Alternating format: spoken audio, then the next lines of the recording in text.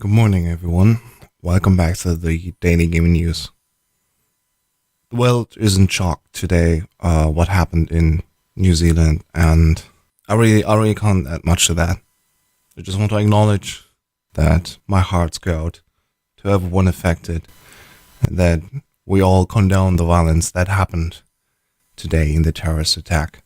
Let's jump in the news and let's talk about what happened in the gaming sphere. First up, we have Google will be joined by ID Software and Ubisoft at GDC 2019. The interesting thing is that they finally showed us more stuff that they will be talking about. We already talked about Jade Raymond joining Google now as a VP of Gaming, and now that we also know ID Software will coming to the GDC conference session of Google on March 19th. What does this all mean? Will they finally announce more stuff coming for their game streaming service, for example, that it did with the Chrome browser and Assassin's Creed Odyssey? Who knows? We definitely have to wait until March 19th, but it's cool that ID Software will also join the session. Also, we have the BAFTA Games nominations for 2019. The winners will be announced on Thursday, April 4th, and the full list is down here. Of course, there's two games that are very prominent here: God of War and Red Dead Redemption 2. The full list is of course linked down below, so check it out yourself.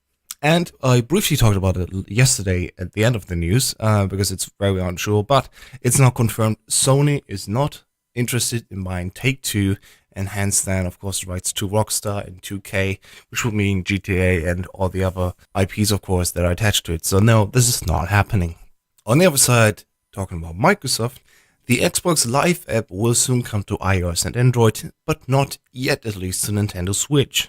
What this specifically means is, of course, listed in an article here. It's very specific, and I'm not sure if everyone's interested in that, so check it out yourself. Link is in the video description down below. And as a reminder, since yesterday also we have the wireless display app available now for Xbox, which allows Windows 10 PCs to stream their desktop over to the Xbox and not even have the controller interact with the cursor on the PC that's hosting the session. Everything, of course, is given for free, so that's really cool.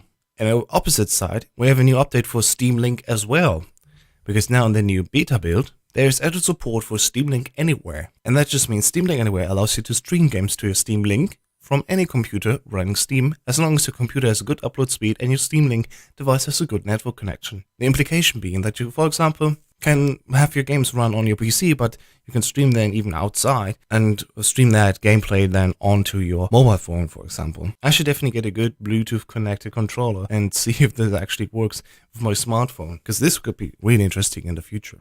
And even in other store news, we have Epic Store, which has a new development roadmap opened up, and it sees achievements, cloud saves, and even more updates coming over to the store. So yeah, one after another. Not only they're buying into games, of course, and the rights to host them exclusively, but also they have new things come around like cloud saves. So yeah, it's getting better at least. And even in more gaming social network news, we have Facebook launching a new gaming tab, which is crazy. Okay, Facebook actually going that much into gaming that they launched a new tab. But hopefully they'll also not change too much in the server configs, because as we saw a few days ago, there was lots of outage, and yeah, they even had a public go. And yesterday, as a result of server configuration change, many people had trouble accessing our apps and services. We've now resolved the issue and our systems are recovering.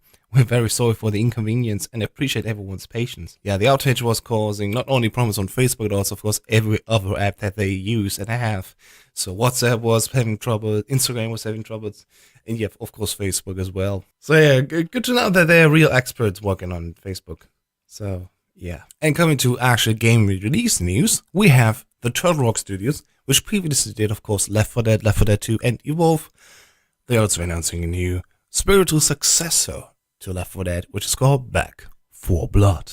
As I say, this is very much not Left 4 Dead 3, rather a new gaming universe where you'll be able to shoot up a lot of zombies like in Left 4 Dead, but there's a whole lot new stuff in Back 4 Blood, which makes it unique. And so far, there's no release date, but they confirmed that they want to bring the game over to PC, PS4, and Xbox One. Cool. And then another teaser came around from Gearbox. Just look at this pixel mask, we can't really see much. But as Danny on PC says, Maya and this statue, I sadly don't have that much knowledge about the Borderlands series. I'm very sorry. I'm a Metal Gear expert. Metal Gear Solid and stuff, not about Borderlands. But I hope this gets you something. We have to wait until PAX East at the end of the month, and then we'll hopefully see more about Borderlands 3 actually in good quality. And in Sniper Elite news, there are 4 new games coming around. Well, at least 4 games that have to do with Sniper Elite. So there's Sniper Elite V5 coming definitely, a Sniper Elite VR title, Sniper Elite 3 Ultimate Edition for Nintendo Switch, and a Sniper Elite V2 Remastered. All the details when these games will release, of course, linked in the article here, and we have to continue. Because we also have new updates regarding Battlefield V Firestorm, and after a lot of news come around, we finally see, yes, Firestorm will be released March 25th. Check out the trailer, it's really cool. Awesome work on this trailer, guys. And of course also Criterion. Criterion also had a good stake into that. Then, in the simulation news, 2 Point Hospital gets a free weekend from March 14th to 18th, so highly encourage you to play it. It's really good. And interesting enough, they have a new disease that you can hear now, and that's actually the head crab disease.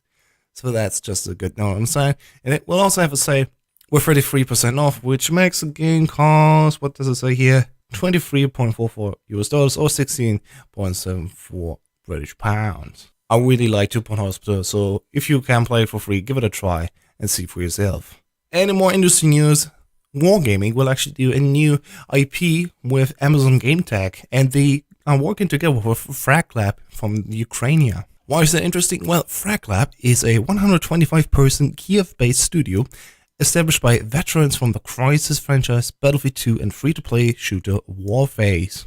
That's definitely interesting, and I can't wait to see what they come around with that. Blind Squirrel is landing a $5 million US funding to self-publish its first game, Drifters.